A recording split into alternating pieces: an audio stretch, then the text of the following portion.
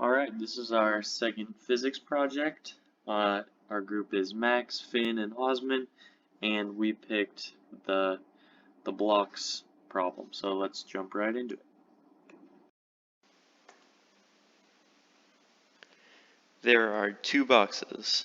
One is blue with a mass of m, b, and starts on the left, compressing an ideal spring with a spring constant of k by the distance xi. Some distance to the right is an identical spring, and between them there is a red box with a mass of mr. Both of the boxes start at rest and are on a frictionless level surface. When the situation starts, the blue box gets pushed away from the spring it was touching, towards the red box. When the two boxes collide, they stick to each other and continue moving toward the spring on the other side. We want to find out how much these two boxes will compress this second spring. We will include both springs and boxes in our system.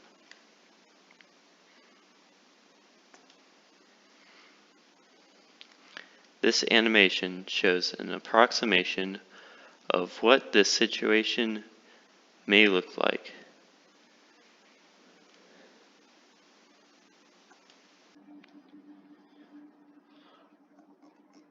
Alright, let's break down this problem and see if we can't come up with a solution.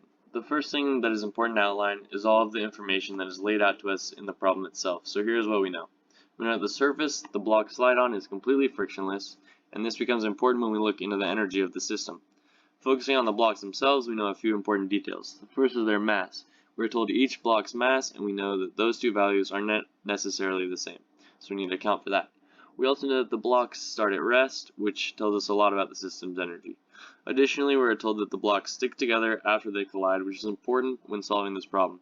The next fact we're given is that the springs are identical, and therefore they share a spring constant of k. And finally, we're also told that we know the distance that the first spring is compressed, and that's represented by x. So from all this information, there are still some assumptions to be made, so let's walk through those. We're assuming that the springs are ideal springs and that they perfectly follow Hooke's law. We're also assuming that there are no outside forces acting on the system that would cause a loss of energy.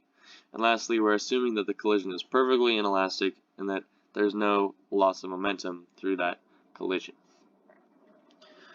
Alright, next we need to define the most important concepts needed to solve this problem. The first is the conservation of momentum, specifically from an inelastic collision. The next is the equation of kinetic energy, which is needed when we are observing the transfer of energy throughout the problem. Along with that comes the equation for potential energy, which is the other half of analyzing how that energy is transferred.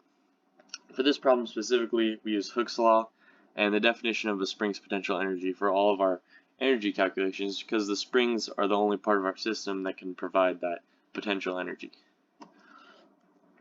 Alright, so now as we start to solve the problem, I think it's important to understand the steps that we plan to take to reach our final conclusion, which is finding that distance that the second spring is going to compress. So the first step will be to find the velocity of the first block immediately after the spring releases all of its stored energy. From there, we can analyze the collision, and what we want to find is the velocity of the two blocks stuck together after that collision. Once we know that velocity, we can find the distance that the second spring is going to compress. Alright, so let's jump right in with calculating the first block's velocity as we discussed. The most important thing to keep in mind for this interaction is that there will be no change in the total energy of the system. Because the block starts at rest, it has no kinetic energy. What it does have is potential energy that is being stored by the spring. All of this potential energy will be converted to kinetic energy, and we can represent this using the second equation. The third equation substitutes in all of our equations for a spring's potential energy and kinetic energy, and after some algebra, we can find that the initial velocity of block B, or the final velocity of block B rather, is the initial distance that the spring is compressed times the square root of the mass of block B times the spring constant all over the mass of block B. Alright, for the next step we need to analyze the collision of the two blocks. What's important to keep in mind here is that the momentum is conserved throughout this collision, so we can use this equation for a perfectly inelastic collision to solve this step. At this point in our scenario, the block B, the blue block, has just left the spring on the left with a velocity that we just found, and it's going to collide with block R, the red block, which is stationary in the middle of the table. Using this information, we can simplify our equation to say that the mass of block B times the velocity we just found is going to equal the two masses added together, because they stick together, times the final velocity, which is what we want to solve for. And that's what the third line is saying in an equation. I went ahead and simplified that equation, and we can see that the final velocity is, after the collision, is equal to the distance the first spring is compressed times the square root of mass B times the spring constant, all divided by the sum of the two blocks' masses. Alright, now we can finally find the compression of the second spring. This process is very similar to our first step. We know that all of our energy is going to conserve no matter what, and what we're really interested in finding is the point when the kinetic energy of the two blocks is equal to 0. This point represents the farthest point that the two blocks can displace the spring before that spring starts pushing them back the other way. So this time we set the final potential energy equal to our initial kinetic energy and solve for x final, which is the distance the spring compresses. Substituting those equations in once more, doing some algebra, we can see that x final is equal to the square root of the first spring's displacement squared times mass B divided by the combined masses of both blocks. And that's quite a mouthful, so let's make sure our answer makes sense. I did this in two different ways. First, I took our answer and plugged in the hypothetical units for each variable in its place, and you can see that our answer returns a value in meters, which is good news as it represents the distance that the spring is compressed, which is good to be in meters. Secondly, I wanted to plug in some hypothetical values into the answer and you can see that the distance that the spring compresses is just a little less than how the first spring starts. This makes sense because as the blocks collide and stick together, they lose velocity and therefore can't compress that second spring nearly as much.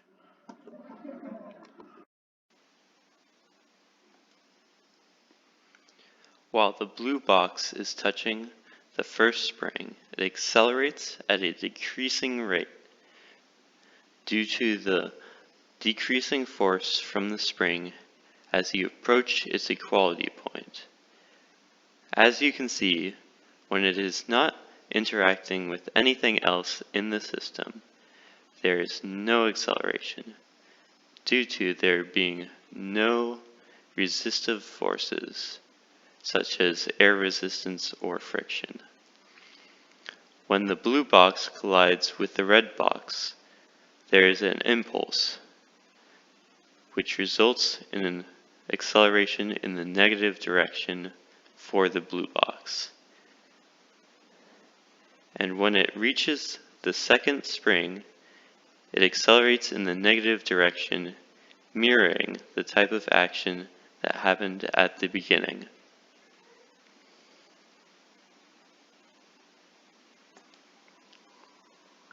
Here's what that all looks like in a velocity. Notice that at the end, the velocity reaches 0.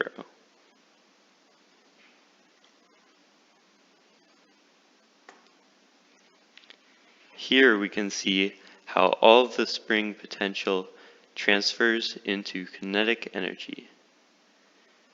This will also have the same type of thing mirrored on the second spring, but instead going from kinetic to spring potential.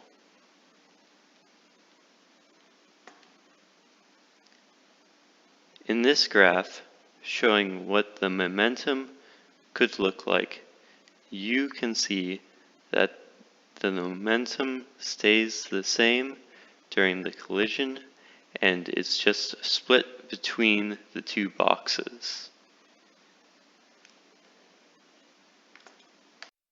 So, for the reflection, I will be comparing some similarities and differences between our problem and the problem that we studied throughout the course.